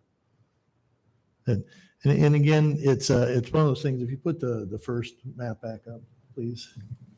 So one of the things too is, the garage itself, when we're looking at. What number is that? Number 2. Yep. So number 2. So we're looking at the location of the garage also. We'd have to take a look, because once you start going away, once you get past or to the start of the milk house, that really drops off, the terrain. And that's why it's a 2-story building. I believe when you start going to the east, if I remember right, it starts dropping off, a little bit.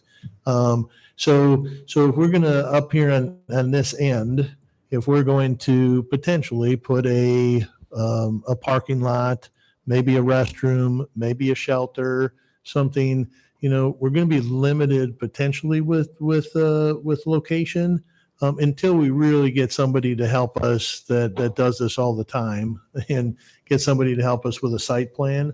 So that's just one thing. Again, location, it for storage, not good based on where our amenity is going to be. But the other thing is, even if we do something on this end, that might be prime real estate for doing something else.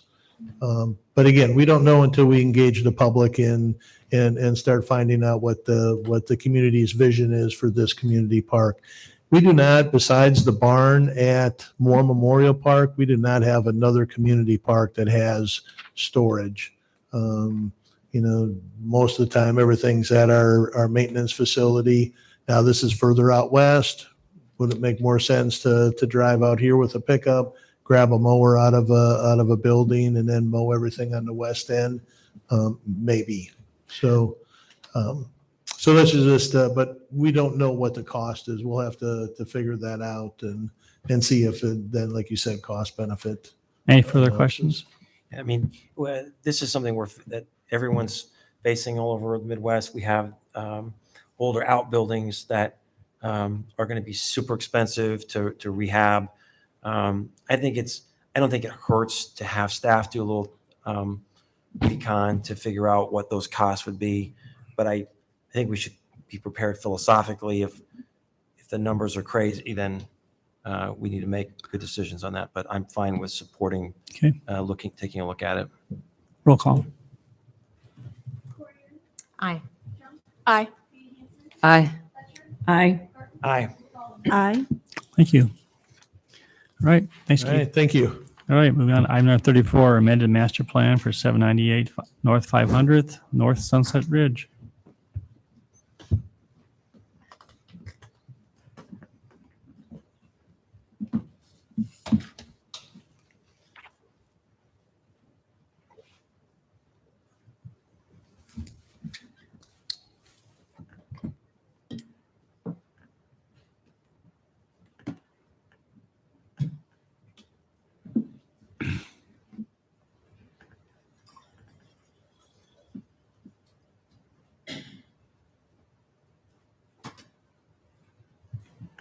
Eloise, I wonder, I think the staff report was really well done. The council, do you have any questions for Eloise on this item? Because I think we've seen this before already, so.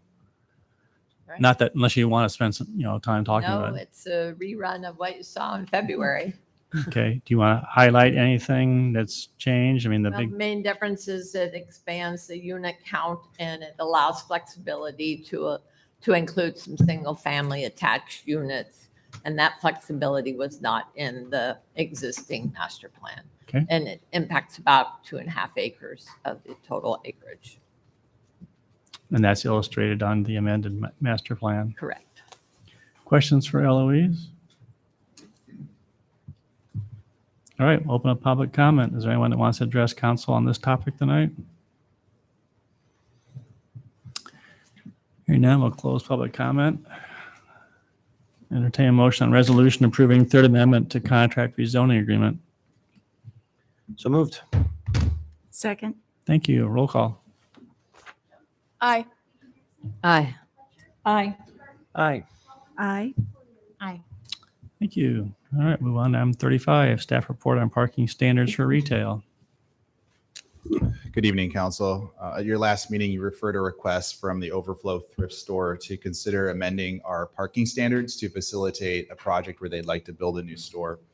The staff report walks through some of the background on the facility itself. There's some different components to it. It's not a standard retail store like a Target or like a Walgreens or something like that. They have a number of larger items, smaller items, some other activities that go into operating a thrift store.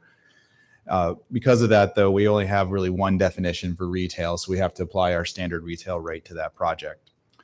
To move forward, they would need to have a reduction of the parking rate to approximately one space for 500 square feet based on the concept plan that we've seen. If they have to meet our current parking requirements, they'd have to either explore opportunities for remote parking on adjacent parcels with other business owners, or look at a smaller facility for the site to be able to reduce parking requirements as well as provide more parking on site. So retail is a pretty diverse environment for selling of goods and merchandise. So we gave you some background of how other cities have looked at this. You'll notice in there that it's kind of a different answer for different cities. It's one of those things that kind of works its way through for every city, kind of based on the retailer they have, what kind of development they see in their city, the location of development. So we've provided 3 options for you if you're interested in moving ahead with considering a zoning and text amendment. So one of them options is to find a way to define a thrift store separate from other retail operations. There, like I said, there are some attributes of a thrift store that are not commonly repeated. There's shipping and receiving with all stores. There's storage areas with all stores, and there's display area with all stores. The goods themselves are different in that they are secondhand goods typically, or they would have to be in a thrift store environment. So there's probably enough there that we could write a different standard. Staff would say part of that justification would come down to is it really a high volume store like a national retailer? A lot of parking rates are designed around national retailers that are really looking to meet parking demand at the peak season, which is in Christmas season. Thrift stores really don't have a peak season. They have kind of a little different environment. So we think that a lower parking rate, if you can define the use differently, is probably justified because of the nature of the retail they do.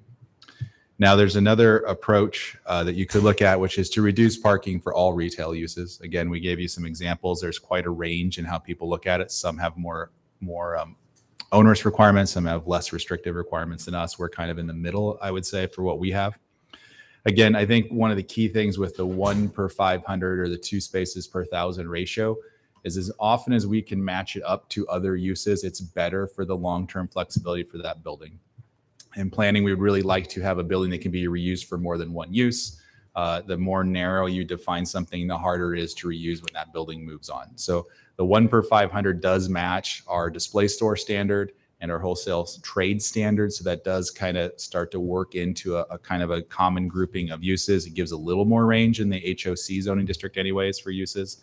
If you drop it for all retail uses, that would then again match up with those larger retails uses. And again, we'd have consistency across the board for that. And it wouldn't treat thrift stores any different than any other retail. In any of these options, we're not proposing to set a maximum. So if Walmart wants to come in and build at a 5 spaces per 1,000 ratio, they are not precluded from doing that.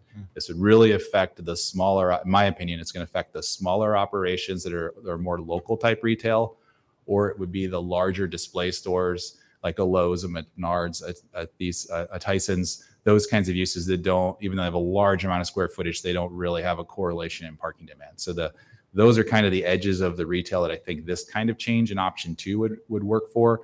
Your normal retail operations are not going to go down to 2 per 1,000. So you're going to see it a little bit differently. The third option is one that we're not really in favor of. Trying to carve up space and saying it should be excluded from the calculation is really problematic in our eyes to administer over time. It might be true for the first user, but again, the second user might come in and convert a basement or a storage space into something else. All buildings have storage space. All buildings have different types of spaces that are used as auxiliary space to support the floor area. It's much easier to administer on a gross floor area basis. We're not in favor of that option. We think either 1 or 2 is workable if that's something that we're interested in pursuing. Thank you. Questions? I have a question on option 2. You mentioned tonight reducing parking to 1 space per 500.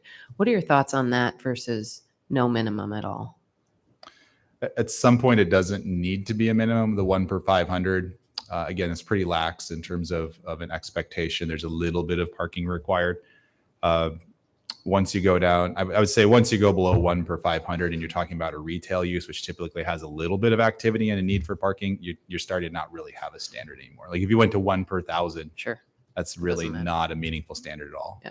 And again, it doesn't prevent, this would not prevent someone from building more parking. The one thing the one concern I have is if you take out one of our primary uses, such as retail, and say it does not require parking, and then you still keep parking standards for every other use we have, such as office uses, I get back to that same situation. I might build a 10,000 square foot building with 5 parking spaces, but then you have to sell goods and it can never be anything else. It can never be a barber shop. It can never be an office. It can never be any of those things. That makes me a little concerned.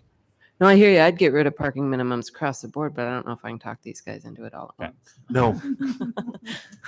Other questions? I had one more. Do you see cities recently changing their tune on parking minimums?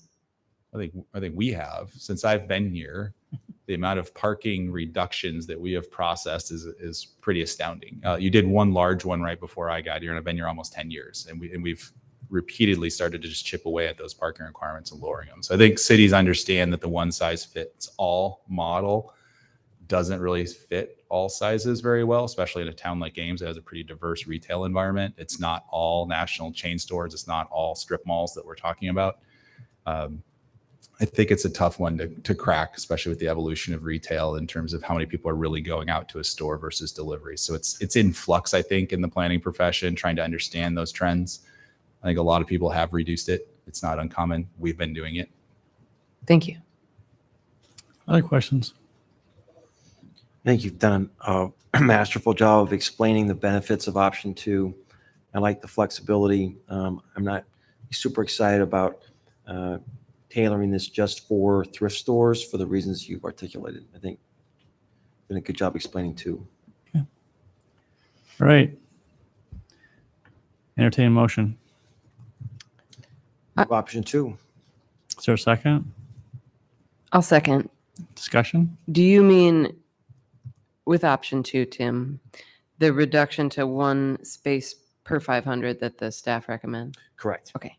Yeah, I took that as being for Carly's sake, option 2 as outlined in page 3 Yeah, of the. it says to eliminate or modify. Option 2 does. I want to clarify that we are in fact modifying and not eliminating because option 2 gives both choices. Got it. Yeah, we listed 1 per 500 as an example of Yes, the modification. exactly. It wasn't Yeah, the- so just to Thank be you. clear, that's Good clarification. Good clarification. Thank you. Did you follow that, Carly? All right. All right. Those in favor of the motion say aye. Aye. Any opposed? Motion carried. All right, move on to item number 36, staff report on paving standards of unpaved parking lots. all right. So this one might be a little more involved than the last one. It's pretty cut and dried to talk about parking rates in retail, I think. So now you have a request in front of us from an owner of a property that would like to be able to pave what is really a non-conforming parking area. What we describe in the report is that we have a lot of unpaved parking areas. So not being paved itself is a nonconformity. Gravel, dirt, whatever that is a nonconformity. Our zoning ordinance allows nonconformities to continue. There's no requirement to end it. There's no sunset. There's nothing like that in any of our codes. However, if you want to change that, any change must meet the code. And we have interpreted that the act of paving a dirt or gravel space must meet the requirements of where pavement can go. So if a unpaved parking lot is in a front yard where you cannot have a parking lot, we do not allow for new paving to go into that area. So it persists typically as dirt or gravel. It can't expand, but that's what persists. Now, if you are in a conforming location, let's say it's behind an apartment building and it's unpaved, we would let you pave that area to the extent that it can then still meet standards. You can't obliterate all other requirements just for the sake of paving those. So that means you would have to necessarily meet setbacks to allow for landscaping. You would have to meet a coverage requirement if that was to apply to your site. So a lot of times the sites might be not in the front yard, but they might be somewhere else on the site, but still dimensionally they don't really work because you don't have a drive aisle, you don't have striped stalls. It gets to be a problem. So a lot of times it is not able to be done to pave gravel or dirt parking areas. So the people that come to us, I'd say we get 1 to 3 requests a year over the past few years to consider paving something that's unpaved in our city right now. That's very difficult to accomplish because of what I've said. So the proposal tonight is to ask council to consider a policy that would allow for these unpaved areas to become paved. It would be voluntary. So if someone approached us and wanted to do that, would we then permit it? To me, it comes back to the balancing issue of, do you really want to literally cement in something that is non-conforming that you would not permit anybody to do now? That's kind of where we're at. And where's the balance of allowing that to be somewhat improved, not to full standards, but somewhat improved, and deciding if that is worth allowing for that to be there? I think you can look at that in 2 totally different ways.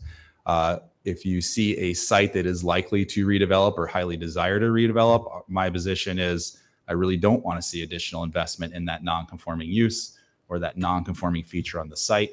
We as a city want to see that evolve into what is a priority for the community. Now, on the other hand, especially if you have a conforming use, but just a non-conforming parking lot, that use isn't going to go away. Are we more interested in allowing for that paving to occur to support that allowable use? So in our report, we kind of looked at this as 2 different things. It's always about, do we want to think about non-conforming uses different from conforming uses? And then do we want to think about redevelopment potential versus not having redevelopment potential as maybe a justification to allow for any of these paving things to exist? We gave a lot of examples, I think, to illustrate the kinds of questions. Some of those very sites have come through our office asking to be paved. That's why they're on the list. None of them are paved for varying reasons. So we've given you a couple of options if you're interested in pursuing this. It's kind of it's not a delicate issue, but it does take some discussion about what the policy and our priorities are as a community for allowing for this to go forward. So in essence, in the options, staff thinks in option 1, if you create a zoning board of adjustment exception process, what you're saying is the board may exercise, it's not discretion, but they can follow established standards to make a case-by-case review to decide if that balancing is being accomplished on the site. So it's not a true variance. We have some exceptions, like you can get exceptions to parking space dimensions. It's not a variance, but you can come in and say, hey, this is what still works. I have a low volume of traffic. I need a foot or a foot and a half off of this dimension to make it work. ZBA can agree to that. So in my mind, what we're talking about is creating some kind of criteria where the board would be able to balance the goal of creating parking spaces with our other goals of trying to minimize the inappropriateness of certain locations or types of paving trying to improve a site. So they would walk through a balancing test. There would also be public input in that decision. So let's say someone does have a large apartment parking lot next to their house and they want to pave it and it has no setbacks, no screening, anything like that. Go to the board, they get notice, they could come in and say, I really would like the board to emphasize meeting the landscape screening on this side of the property. Can we find a way to situate the design that accomplishes both some parking goals as well as some landscaping? I think it's really hard for staff to exercise that discretion. That's why I think if we want to follow a balancing approach, I think you need to take it to the Board of Adjustment to do that. Now, if you're more in the line of thought that we want to improve these areas, we want to allow paving, and there isn't really a question of a whole lot of balancing questions, then you could say it's staff's review and say that we have the authority to do that. We exercise that discretion for non-conforming paved parking lots now. So when you have a paved parking lot that doesn't meet a dimension requirement or a landscape standard and you want to rebuild it, the approach is you have to make it better to the extent practicable without causing a new deficiency. So staff exercises discretion about what's practicable and then clearly what doesn't cause a new deficiency. So if you have too much parking and we can get 3 parking spaces out to add landscaping and it makes it better but not compliant, staff approves that. But we can't drop parking below the minimum requirements. So if it's more that you can do it, then staff could administer it. If it's more of a balancing test, I think it needs to go through a public review process. And then in either of those, like I said, you could look at either of those options through the lens of, I want to support conforming uses and not allow it for non-conforming uses, or I just want to see the improvements be possible for everybody, whether it's conforming or non-conforming. So I'll take any questions we have on different examples or different conditions that this might apply to. Thank you. Questions? How long have these lots been around in the current state they are? I mean, most of them would have been for decades, like well over 30, 40 years. So we've had a city, we went through this with the front yard parking requirements for single family homes. Effectively in the early 80s was when we very clearly established all of our paving requirements. So for everything. So even in the 70s, in some cases, you could have still created unpaved parking areas. But since the 80s, you wouldn't have been able to do that. So everything predates the early 80s for sure.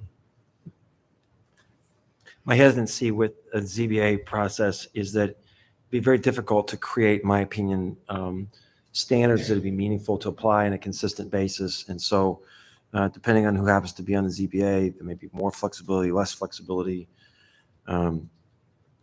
With only 1 to 3 requests per year, I'm not super excited about making a change. I don't feel a huge tidal wave of concern that would warrant changing. And the options to change seem sort of hard to apply. So that's sort of where I'm leaning. Yeah. I mean, the problem with them being gravel is just the appearance. Is that what you would say the problem for the city or the problem for the owner? Well, I guess what's your impression of the problem? The owner, it's maintenance. Typically it's maintenance. They snow have removal. to continually, upkeep the gravel, get rid of the mud, that kind of stuff. It's less desirable typically for the tenants. So they do have to spend some money to make that improvement. We don't require you as your letter of compliance to bring it up to code if it's already licensed. If it was a new rental, you do have to bring it up to compliance, but old grandfathered rentals never have to bring it up to code. Okay, thanks. So Kelly, the 103 Highland and 2812 Lincoln Way example is in the Lincoln Way corridor plan focus area for redevelopment. Yes. And is there a plan? Maybe there is no plan. It seems to me that we have been discussing opportunities for more infill on the other side of Lincoln Way, down campus and in that area as well. Although I don't know that we've actually voted on it yet to add boundaries? You have not. One of the tasks from the infill workshop was for staff to come back and recommend like a first tier of priorities to focus infill and redevelopment policy. I mentioned in that meeting, this would be one of those areas that would come back at the top of the list from staff, but you have not formally voted on that. So I'm just wondering how many of these other examples that you've provided could conceivably be in an area that we would seek to redevelop and then regret making it possible for paving to occur on these lots. I think the paving is not a huge, it's an investment. It's not an overwhelming investment. I think it kind of depends on that time horizon of the owner. If they're thinking they're not really going to sell for more than 5 to 10 years anyways, that paving's probably not an impediment to the future sale. It's paved today and want to sell tomorrow, you're going to want more money to recoup that, right? So I think it's that time horizon. Going through these, obviously this Lincoln Way area is one that has been on our list for a while. I put the zoning in with each of these on purpose. So this area on Knapp Street, it's all zoned RH. It has the East University impact overlay on it. So even under that overlay, there is some development potential. But if we adjust that overlay and drop the extra 25% parking requirement, it has quite a bit more redevelopment potential. This is where it gets interesting, because when you start to have a non-conforming use, it doesn't have redevelopment potential. So these are non-conforming small apartments in an RL single family area. They have no redevelopment potential. So that's that question of a conforming use well, it's actually a little bit different, right? So it's a non-conforming use without that redevelopment potential. Same with this other site on West Street. Again, this lot is zoned RL and it has a multi-unit apartment building on it. It's not going anywhere. So that's the whole crux of the question. If something's really not going to go anywhere, do we prefer to see what you see on that street view, or do you prefer to see it paved, and how do you actually configure those things? And then our case that was brought to our attention here on West and Highland, because of the investments they made, they're not going away anytime soon either. So they're really looking at what they want to do is pave this area right here. There's already a curb drop down to Highland. It's been that way for decades. The neighboring property has an unpaved driveway as well. So they're trying to pave right here because nothing's going to happen on this site. They would just like it to make it better for their tenants. That would lead to too much coverage of the site Well, in this case, wouldn't it? So it's going to depend on how we write that, because it's already coverage. So if it's not getting worse, can it be replaced in kind, basically? Other questions? You can see why without a very clear directive from council, it's hard for staff to be the interpreter of when it's appropriate or not appropriate. Does Public Works have any kind of input in terms of tracking of mud or gravel from these parking lots onto the street that would, be causing, maintenance or stuff that gets into our storm sewers, or not really? I'm sure they would be in favor. I mean, I haven't specifically conversed on the individual sites, but in general, what you say is our approach to wanting to see improvements for sites and access to the public street system. So yeah, over time, it's better from that aspect. Right. Open up public comment. Does anyone want to address council on this topic tonight? Seeing none, we'll close public comment. Is there a interest in a motion on option 1, 2, or 3? I would move option 3. Second. Which is take no further action. Take no further action. Any closing discussion? Those in favor of the motion say aye. Aye. Any opposed or abstaining? Nay. Motion carried 5-1. Okay. All right. We'll move on to item number 37, hearing on the final amendment for fiscal year 2022-2023. Nancy.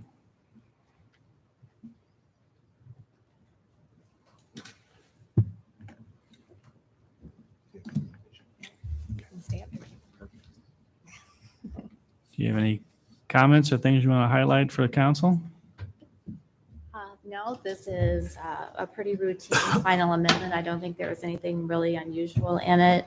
We asked the departments to review their operating budgets. We didn't have very many operating changes, so most of what you see are things that you've probably already seen come to council, like shifting of funds between CIP projects or additional grant funding and things like that. And it's just kind of our last chance to catch it up before the end of the fiscal year. So we have the report that you've all seen, but I'd be glad to answer any questions. Thank you. Any questions for Nancy? All right, declare the public hearing on the final amendments to the fiscal year 2022-2023 budget to be open. Is there anyone who wants to address council? Seeing none, declare the public hearing to be closed. Entertain a motion on resolution amending current budget for fiscal year ending June 30, 2023. So moved. Second. Moved and seconded. Thank you. Roll call. Aye. Aye. Aye. Aye. Aye. Aye. Thanks, you. Nancy. Thank Appreciate you. it. All right, moving on to item number 38, hearing on zoning text amendment on setback encroachments for accessory structures. Kelly? right. Kelly and Eloise? All right. So tonight we've returned from our February 28th discussion where you reviewed the first discussion about should we alter our language to address the ambiguous nature of landscape accents. They are a category of exception to setbacks. There was a history of 2 cases that went to ZBA in the winter that were a subject of this definition and how this standard applies. We recommended that as staff it should be altered. It's ambiguous.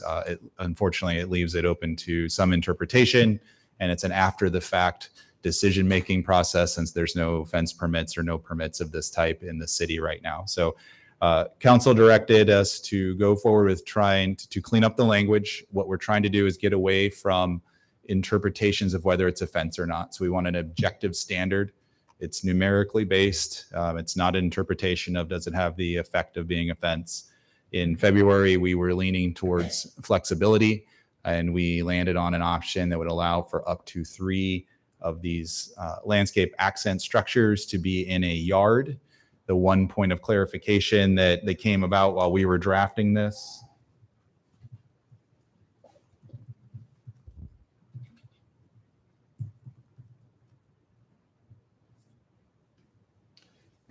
was the exact intent when we said 3 structures in a yard. As we noted in this council action form as currently written, it would allow for 3 type structures in each setback yard on a lot.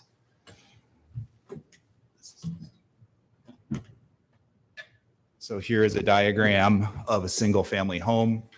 The purpose of this is to say within that yellow box, that's the rear setback. The blue box is the front setback. And then the 2 pink or white bars on the side are the side setbacks.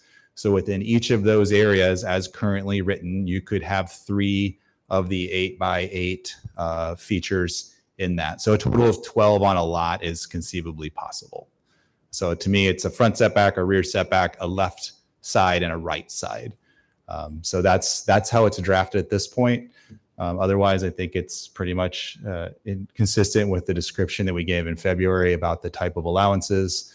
We went through a presentation to give you some examples in real life of what these things look like. And that's the proposed change. To go along with how we clarified this, we also made 2 other small adjustments. One is to what a lamp pole is and its purpose, and the other was related to flagpoles because we also had the same question. Again, well, I'm going to call it a flagpole even though it's a landscape act. Like we needed to clean up what those related to. You can't have 100 flagpoles on your property, and it's now limited to 3. And lamp poles are to be related to a pedestrian walkway or to a driveway or to a parking lot as would have been originally intended. Again, you can't just fill your backyard with lamp poles or your front yard. Questions? Kelly, talk to us about enforcement. So enforcement in general for for most of these minor zoning type of standards is through a complaint-based process. A staff member or a member of the public can initiate a complaint. We would review it to determine if it met a zoning standard or not. Not everything requires a building permit, and most things don't require a planning and zoning permit. So the standards are in place, but doesn't necessarily mean a permit is required before you do the work. So if you do the work, you're expected to know what the rules are. And if it does not comply after the fact, then you can get a citation to correct it. The appeal route of a staff decision or a determination is to the Zoning Board of Adjustment if it's a zoning issue. So if we issued a citation and said, we don't believe you meet the standard, you can appeal that to the Zoning Board of Adjustment to see if staff has correctly interpreted or applied the code standard to that enforcement action. Other questions? Probably goes without saying, but the outdoor lighting poles, there is a night sky ordinance that we have, correct? In terms of that Yes. controls. So is there any benefit to cross-referring that, just so someone doesn't have a giant flood lamp because it says outdoor lighting poles? I mean, or is that just is that a foregone conclusion that you can enforce that by down lighting only? I would say it's just like with a lot of things, there's more to it than if you just look at one list, you're not going to get the full depth of understanding. So it could be cross-reference, but one of the comments we had is, well, would this be allowed at a corner? We don't cross-reference that the site visibility triangle still applies. So it still applies. You can't just go stick it at the corner. So there are a lot of cross-references that can come into play. Okay. All right.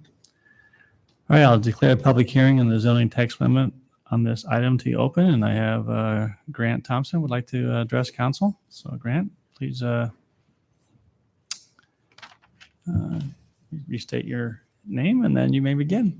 Mayor and council, my name is Grant Thompson, 3207 Oakland. I guess I am one of those cases that came up in February. First of all, I want to commend city staff for considering this, as well as council, to allow flexibility and use on property. In the case where I am concerned, it comes down to having a significant deer pressure in parts of our community and eating a vegetable garden, in which case I'd like to show my daughter how to raise and grow plants to contribute to our food security. That contributes to Ames 2040. Certain pollinator plants are also ones that deer like. Those could potentially be enclosed in one of these features, et cetera. And I believe the comment earlier during the economic development talk was something referred to as a livability asset.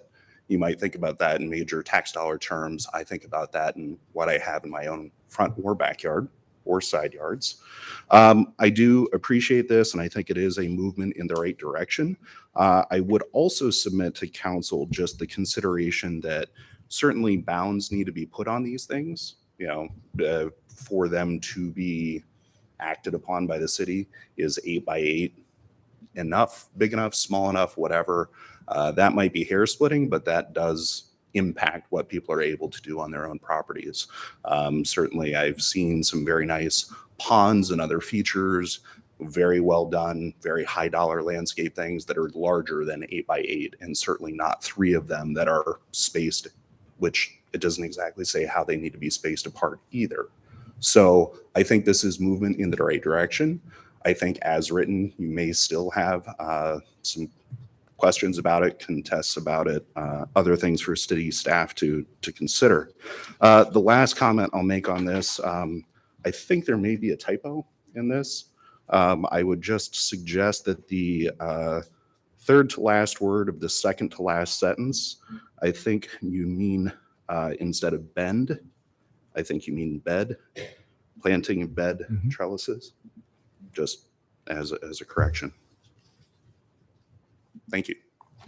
Thank you, Grant. Anybody else? All right, we'll close public hearing. Final thoughts, council? I think this is a tricky one. I mean, there are some yards in Ames that are very busy. And so I'm quite interested to see if we put this in place, what happens. We have basic principle that people should be able to use their properties they see fit. And yet there's this tension that the neighbors are like, wow, I didn't think the Gnome Village would be offensive, but here it is. And so I think this is a tricky one. We have to sort of strike a balance.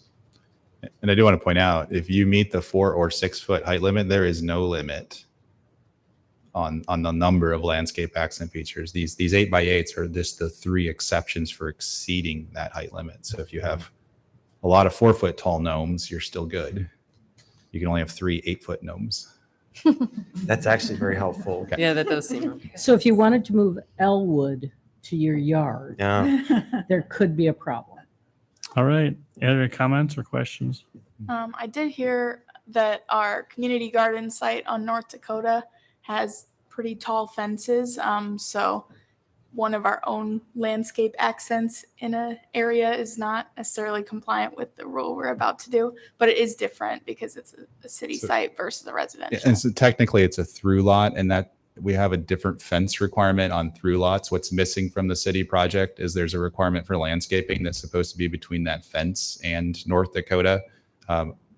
Parks and Rec was made aware of that, so I believe they're supposed to be following through on rectifying that. So that's actually considered a fence, not a landscape accent, because it's a through lot. Gotcha. It's a little different. Okay. But the point was taken that we weren't fully complying even with our own fence stance there. So we did make Parks and Rec aware of that. Just move Elwood in there. I mean, I'm supportive of this. I mean, there's a lot of work that you guys went into to put this together, and there's a lot of tailoring that went in. And I'm interested to see how it would go. I am curious, have we given any consideration of pushing this out to our contacts with the neighborhood associations just to sort of test the waters to see if they would have feedback? Is that something we would I think we about did. doing? I want to recall, I believe we did let them know originally in the winter. I know I did not personally contact them recently about the draft, but back in, I think in February, we did send something out to the neighborhood associations. We heard nothing at that point in time. Well, I'd say I wouldn't put a lot, just the neighborhood association contact list doesn't generate a lot of feedback. It's, it's like 13 to 15 neighborhoods in the whole city and at varying levels of participation. So it's not a great outreach instrument on a regular basis. All right. Is there we would consider thank you for catching the planting bed trellises would be a Scribner error, so that should be changed if the council decides. Is there a motion to on first passage of ordinance with the minor change? So moved. Is there a second? Second. Okay. Roll call. Aye. Aye. Aye. Aye. Aye. Aye.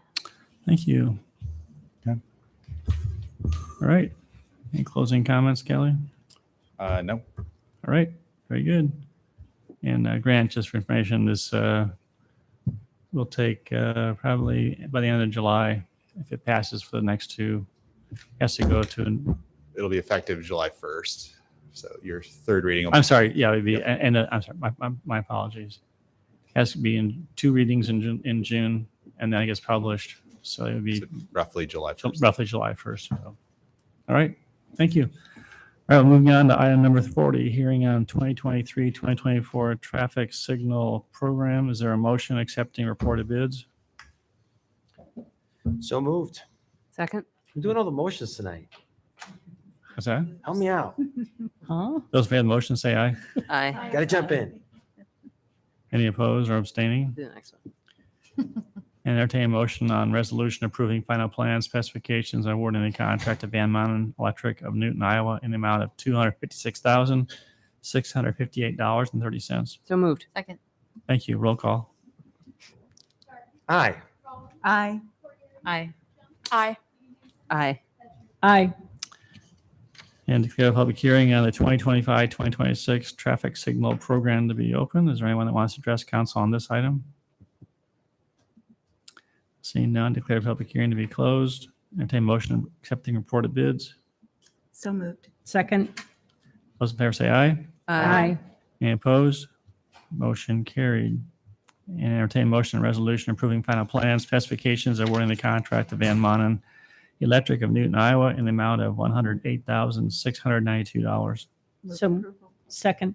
Thank you. Roll call? Aye. Aye. Aye. Aye. Aye. Aye. I just had this sinking feeling. Did I open the hearing on item number 40?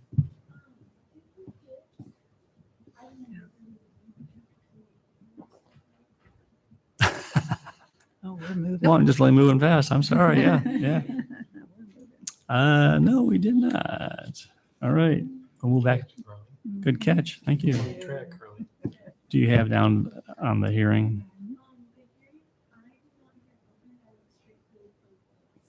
Crap.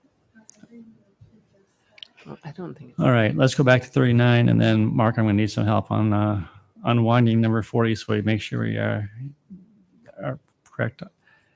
I declare a public hearing on ordinance revising Chapter 28 of the Municipal Code to amend the industrial treatment local limits to be open. Is there anyone that wants to address council on this item? Seeing none, declare the public hearing to be closed. Entertain a motion on first passage of ordinance. So moved. Second. Thank you. Roll call. Aye. Aye. Aye. Aye. Aye. Aye. All right, so 40, my bad. We need to unwind both 40A and 40B. Okay. So Recommendation. you should do a motion to reconsider. The motion to reconsider item number 40. I would move we reconsider item number 40. Thank you, Brown. Second. Roll call or let's do roll call. Aye. Aye. Aye. Aye. Aye. Aye. Thank you. And we'll just go ahead and Then just go ahead and do it over. Thank you. Yep. Thank you, Mark. All right, I declare the public hearing on the 2023-2024 traffic signal program to be open. Is there anyone who wants to address council on this project? Seeing none, declare the public hearing to be closed. Entertain a motion accepting reported bids on the project. So moved. Second. Thank you. Those in favor of the motion, please say aye. Aye. Any Aye. opposed or abstaining? Motion carried. And entertain a motion on resolution approving final plans and specifications and awarding the contract to Van Manen Electric of Newton, Iowa in the amount of $256,658.30. So moved. Second. Roll call. Aye. Aye. Aye. Aye. Aye. Aye. Okay. Now we go to item number 42, and we have a continued hearing. Is there any questions from Mark on this? Any follow-up comments on this one, Mark? Nope, just that we're recommending 10 years and 3.7% interest. Okay. All right, we'll continue the hearing, and it's open now on the nuisance assessment on the garage demolition on the subject property. Is there anyone that wants to address council on this topic? Seeing none, declare the public hearing to be closed. Entertain motion on resolution assessing the cost of the garage demolition and certifying assessments to Story County Treasurer. So moved. Second. And before you vote, we should probably include in the motion 10 years and at 3.7% interest. Right, yes. That would be over 10 years at 3.7% interest. Thank you, Gloria. Is there a second to that amendment? Second. Thank you. All right. Roll call. Aye. Aye. Aye. Aye. Aye. Aye. Thank you. All right, council, it's been brought to my attention that there was an inadvertent typo on the next three items. Ordinance number 4499 listed in number 43. It should actually read ordinance 4500 even, and then 4501 and 4502. So when I read the motions, those be different from what's in the agenda, but according to Mark, the clerk assigns the numbers, and so there's no need for amended agenda. So entertain a motion on third reading and adoption of ordinance number 4500 to increase water rates by 8% effective July 1, 2023. Move on third. Second. Thank you. Roll call? Aye. Aye. Aye. Aye. Aye. Aye. Thank you. And item 44, entertain a motion on third reading and adoption of ordinance number 4501 on zoning text amendment on electric vehicle charging station setbacks. Move on third. Second. Thank you. Roll call? Aye. Aye. Aye. Aye. Aye. Aye. And then item 45, entertain a motion on third reading and adoption of ordinance number 4502 on affordable housing parking requirements. Move on third. Second. Thank you. Roll call? Aye. Aye. Aye. Aye. Aye. Aye. Thank you. All right, moving on, disposition of communications to council. We have 4 items. The first is an email from Sue Ravenscroft. Council, I would have basically just let that one stand from the standpoint of it was all sent to all of you. You got a copy of it, asking that no funding be additional funding be given to the Link project. But since she asked for it to be included in council communications, done so. I do not believe there's any action necessary, but it's for your information and out of consideration for her request. Second one is a memo from Tracy Peterson on City of Ames Pollinator Friendly Community Plan 2023-2032. Information only, no action required. Okay. Coincides with your proclamation today, give you a little background information.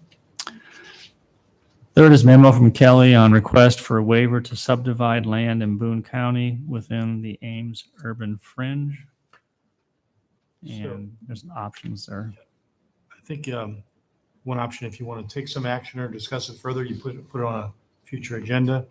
Otherwise, you'd move on and express a lack of interest in dealing with this right now.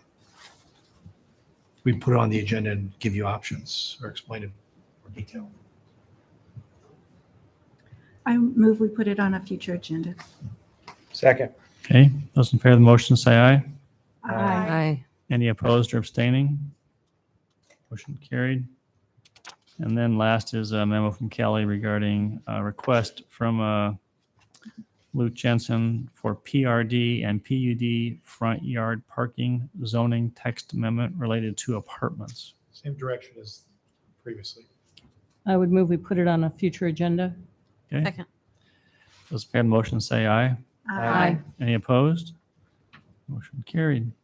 All right. Council comments. Tabby, My only by the way, comment- you're officially here. Thanks, guys, for approving that. I would comment, if you're sick of your kids, come bring them to White Camp. They can come hang out with me in summer. Nothing for me tonight. Right. Thank you. Nothing tonight. Nothing for me. Nothing tonight. So I'm going to occasionally highlight this summer some cool amenities that we have around Ames, and maybe council can think about doing this as they want to. Hickory Grove Park is a county park, and they have gone through some major renovations, and very impressed with the work that the county has done on this. And as people think about opportunities for enjoying the summer, it's great to check that out. Spent the Sunday afternoon there, very well done. So that's my comment tonight. I think council knows that we are supporting the Ames and Story County Juneteenth celebration.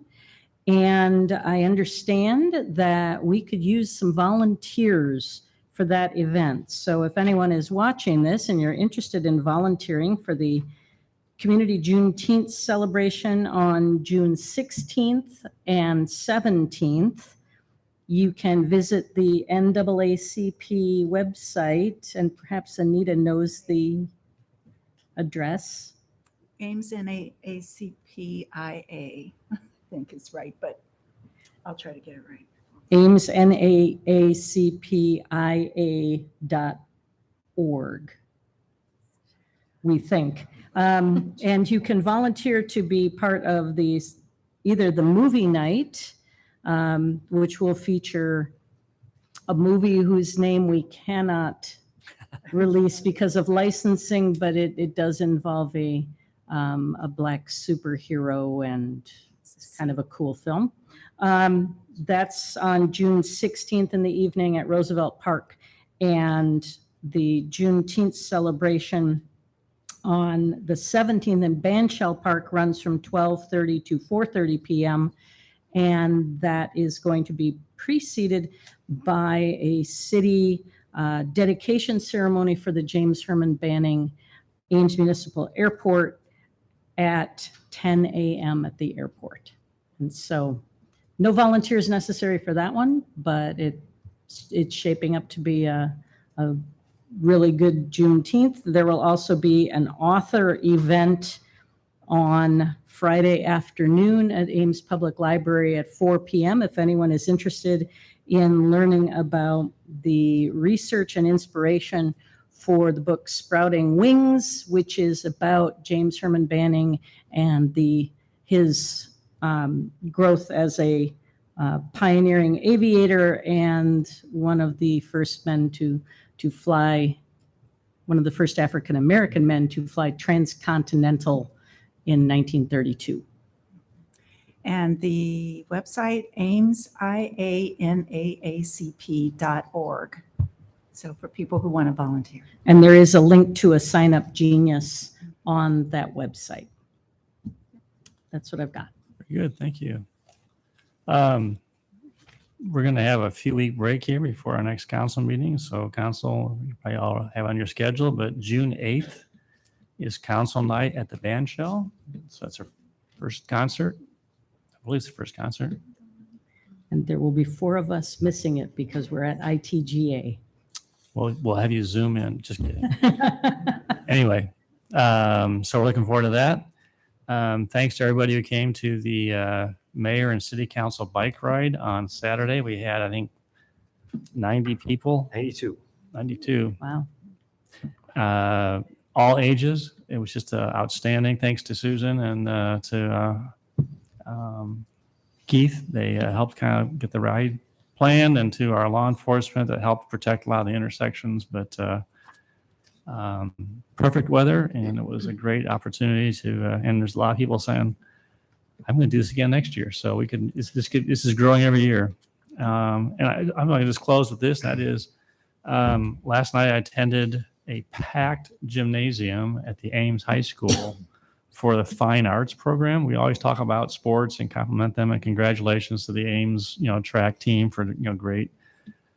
But I'll tell you what, we have a phenomenally talented group of students that, from choral, band, orchestra, great leadership. And I have to say, I was very inspired last night by just the music, and kudos to them. Sometimes fine arts doesn't quite get the same accolades as athletics, but they're certainly due to that. So anyway, with that, Mark, do we have a justification for going into closed session this evening? Yes, we do. Iowa Code Section 21.51C allows the council to go into closed session to discuss matters in litigation. Okay. Is there a motion to go into closed session? So moved. Second. Thank you. Roll call. Aye. Aye. Aye. Aye. Aye. Aye. All right. Thank you.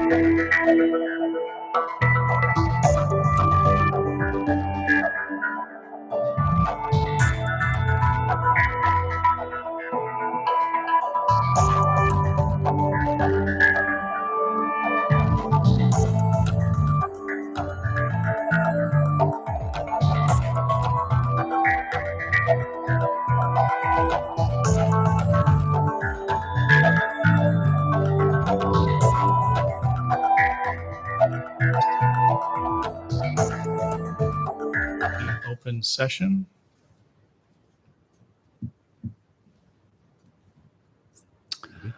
All right, we're in open session. Is there a motion relative to the discussion I held would in closed move- session? I would move that we pursue the course of action we determined in closed session. Second. Okay. Roll call. Aye. Aye. Aye. Aye. Aye. All right. And I was reminded in the interim that we have a more event, and that's 2 weeks from tonight. We have our last community conversation on mental health, and it's going to be on civility and conversation. So it starts at 6:30. It's at the Ames Public Library, and we have a guest speaker from Des Moines, from the Bob and Billy Ray Center at Drake campus. Outstanding speaker, and if you can't attend in person, it will be on Facebook Live and also recorded. So if you want to look at it at a later date. So with that, I entertain a motion to adjourn. Move adjournment. Second. All right, those in favor say aye. Aye. We are adjourned. Thank you.